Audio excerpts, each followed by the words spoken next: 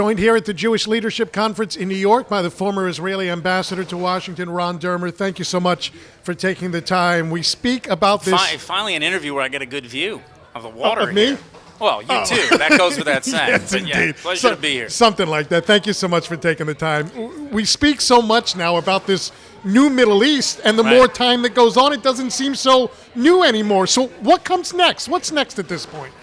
Well, I think it is new. I think it's new because of an understanding among particularly the Gulf Arab states, that their interests propel them towards having a relationship with Israel. And you saw the beginning of that in the Abraham Accords, but I think they can continue because the fundamentals that are bringing us closer together, and those fundamentals are the huge instability that you have in the region, the fear, common danger of Iran, the common danger of Sunni radical forces like ISIS and other forces in the region, and also the understanding that the United States has withdrawn largely, certainly militarily, from the region.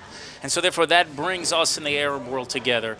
The other factor is I think there's an appreciation that Israel really is a second Silicon Valley. So to the extent that you have Arab leaders who are concerned about the future of their countries, their national security, their national prosperity, then they should move towards Israel.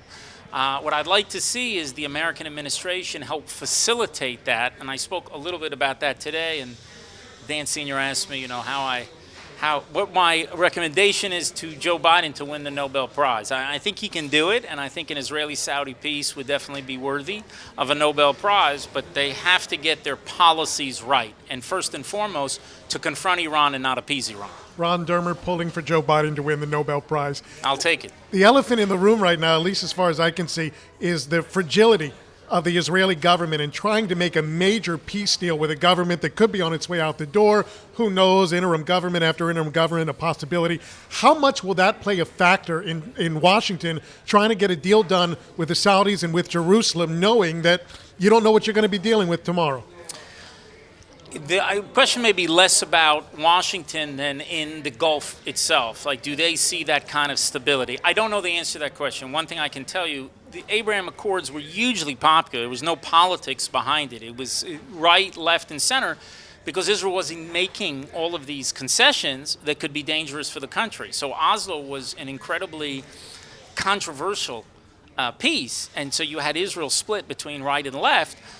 On the issue of the Abraham Accords, it was much more like when you had the peace with Jordan, right? When the Jordan peace happened in the wake of the Oslo Accords, because Israel wasn't making real concessions, territorial concessions, there were a couple of border adjustments, but it didn't engender this sort of split that you have in the country. The difference here also is that in the Abraham Accords, we see a possibility of not just having a peace from the top down, but also from the bottom up, because it's something that has been very well accepted and embraced by the people of the Emirates, by the people of Bahrain, by the people of Morocco.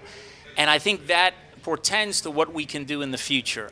I don't know how long it's going to take for this political instability to work its way out in Israel. I don't know how much it's going to impact policy and the willingness of these Arab states to move. I don't have an answer to that question. I think the key thing that we need to change is U.S. policy. Because if you have an administration that is appeasing Iran, you are shrinking the space for the Arab leaders to move into an alliance with Israel. If they're confronting Iran, you're creating that space. So the biggest change that I'd like to see happen would be a much more confrontational posture from Washington towards Iran, and they have every reason to be confrontational with them given what Iran has done and continues to do in moving steadily ahead to get military nuclear capability, which is a danger to Israel, to our Arab neighbors, and to the world. You know, for the longest time, the whole Gulf, including the Emiratis and the Bahrainis, said we cannot move forward until there's a deal with the Palestinians. Obviously, things changed. The Saudis are still, to this day, adamant no normalization until peace with the Palestinians. Is there a middle ground? Is there a gesture? Is there some progress where the Saudis will say, you know what, this is enough for us to move forward with full normalization?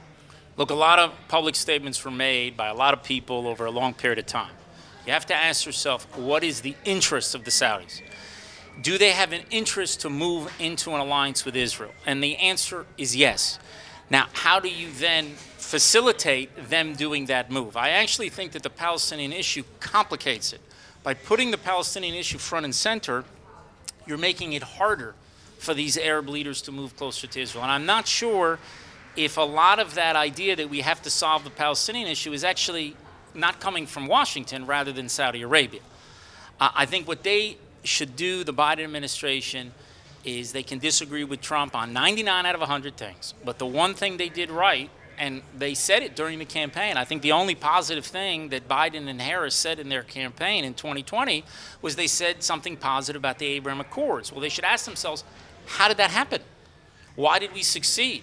And if they confront Iran, if they embrace Israel, if they give the Palestinians a path like Trump did, but don't chase after them, they actually will open up the space to get an Israeli-Saudi peace. And if we have an Israeli-Saudi peace, it is the end of the Arab-Israeli conflict. Not the Israeli-Palestinian conflict, not the Israeli-Iran conflict, but it's the end of the Israeli-Arab conflict as we know it. And I think that's within our grasp, but you need a real change of Iran policy in Washington to be able to actualize that and to take advantage of the opportunity.